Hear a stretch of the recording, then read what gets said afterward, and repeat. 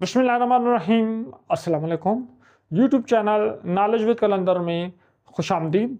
आज के इस लेक्चर में हम तारीख़ का कफ़न इसके चौथे हिस्से जो है इस पर बात करेंगे। आज हम इसकी मश्क सॉल्व करेंगे। पिछले लेक्चर में हमने जो मश्क सॉल्व की थी वो फेडरल बोर्ड की बुक के लिए थी। आज हम पंजाब टेक्स्ट बुक बोर्ड की जो नई बुक आई है उसमें जो मश्क है उसको हम सॉल्व करेंगे, डिस्कस करेंगे। तो चले लेक्चर का आगाज़ करते हैं। बिस्मिल्लाहिर्रहमानिर्रहीम। अस्सलाम वालेकुम। सबक नंबर 11 तारीफ़ का कफ़न, उर्दू बराए फर्स्ट ईयर, पंजाब बोर्ड की मश्क़ी सवालात के इंतहाई आसान जवाबात के साथ नॉलेज विद कलंदर की जानिब से खुशामदीद। तो चलें बच्चों, लेक्चर का आगाज़ करते हैं। मश्क़ी सवालात। पहला सवाल है, मुख्तसर जवाब दें। अफसाना निगार ने शीदी का तारुफ किन अल्फाज में बयान किया है? अफसाना निगार ने शीदी का तारुफ एक काले कलूटे, अदेर उम्र, लंबे कद और कमज़ोर जिसामत वाले इंसान के तौर पर कराया है, जिसके बाल खुश्क, आंखें वीरान, बदन कमज़ोर और जिस्म पर फटे पुराने कपड़े हैं, जो देखने में ही एक गरीब शख्स लगता है।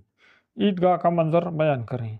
ईदगाह लोगों से खचाखच भरी हुई थी, कतारें शुमार से बाहर थीं, लोग रंग बिरंगे कपड़ों में मलबूस थे, जिससे यूं महसूस होता था जैसे आसमान से रंगों की धमक ज़मीन पर उतर आई हो। मौलवी साहब जोश व खरोश से वाज कर रहे थे और लोग खामोशी से बैठे हुए थे। शीदी की हिमायत किसने की और उस पर लोगों का रद्द अमल क्या था?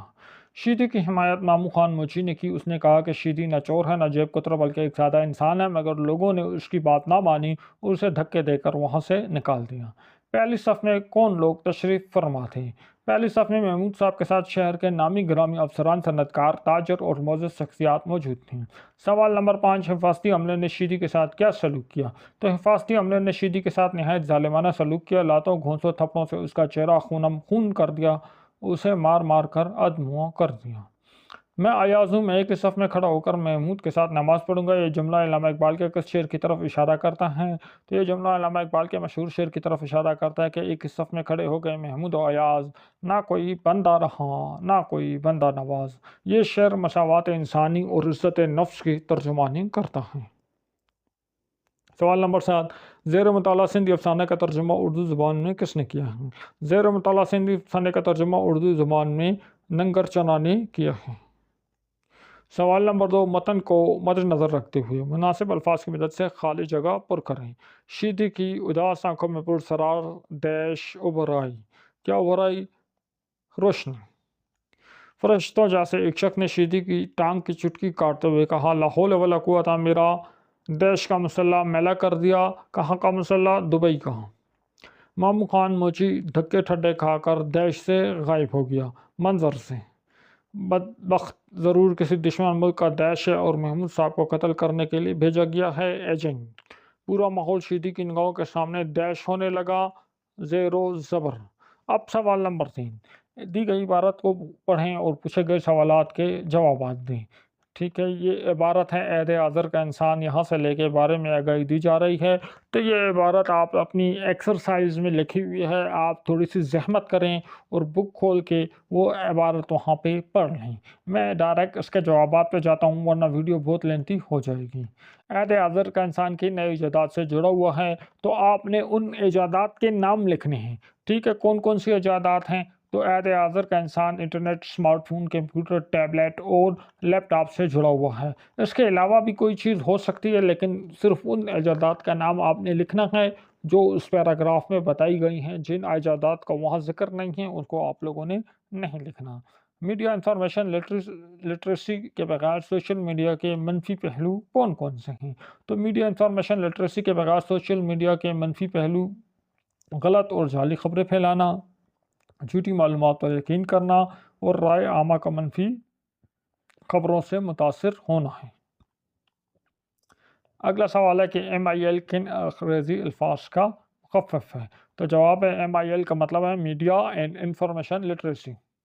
जाली खबरों को फैलने से कैसे रोका जा सकता है? तनकीदी सोच को फ़रोग़ देकर, मालूमात की तस्दीक करके और बग़ैर तहकीक खबरें फैलाने से इज्तनाब करके। جعلی خبروں کو پھیلنے سے روکا جا سکتا ہے۔ ترقی یافتہ ممالک میں میڈیا انفارمیشن لٹریسی کی کیا صورتحال ہے؟ ترقی یافتہ ممالک میں میڈیا انفارمیشن لٹریسی کو تعلیمی نصاب کا حصہ بنایا گیا ہے، اسے بطور مضمون پڑھایا جاتا ہے۔ اگلا سوال، اس عبارت کا مناسب عنوان تجویز کریں۔ میڈیا انفارمیشن لٹریسی کی اہمیت، اس کی اہمیت بتائیں۔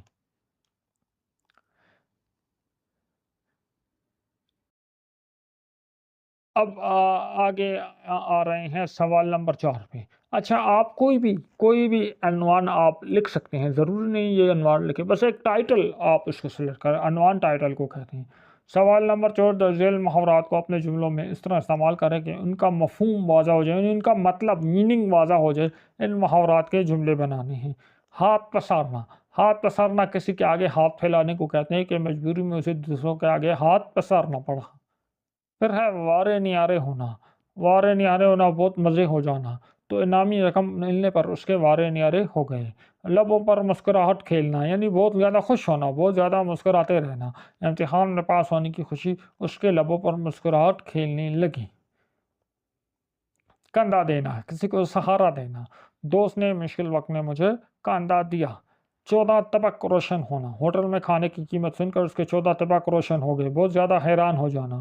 مزہ دوبالا ہونا، مزہ بہت مزہ آنا، کسی محفل کو 4 چاند لگ جانا۔ دوستوں کی آمد سے محفل کا مزہ دوبالا ہو گیا، یعنی محفل کا مزہ پہلے سے تھا، دوست آ گئے تو اب مزہ ڈبل ہو گیا۔ بے دم ہو جانا، بے حال ہو جانا، بے ہوش ہو جانا، مسلسل دوڑنے سے وہ بے دم ہو گیا۔ سوال نمبر 4، اس میں کوئی اعراب وغیرہ لگانے، اس کو ہم نے اسکپ کر دیا۔ اس کے بعد سوال نمبر 5 ہے، تاریخ کفن کا خلاصہ لکھیں۔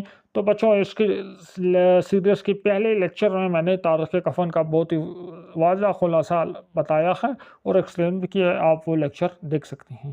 سوال نمبر 6 ہے، تلخیص نگاری۔ اس کا میں ایک الگ لیکچر بناؤں گا، اس میں سکھاؤں گا تلخیص نگاری کیسے ہوتی ہے۔ یہاں ہم دیکھ لیتے ہیں، کہہ رہا ہے درج ذیل عبارت کی تلخیص لکھیں جو متن کا 1/3 ہو، موضوع عنوان بھی تجویز کریں۔ اب یہ ایک پیراگراف لکھا ہوا ہے، میں دوبارہ آپ کو زحمت دوں گا، آپ اپنی بک کھول لیں، کیونکہ اگر میں پورا پیراگراف یہاں ریڈ کروں تو ویڈیو تھوڑی سی لینتھی ہو جائے گی اور میں نے شارٹ ویڈیو بنانی ہے۔ اب اس کے بعد ہے عنوان ہے درختوں کی اہمیت۔ عنوان درختوں کی اہمیت۔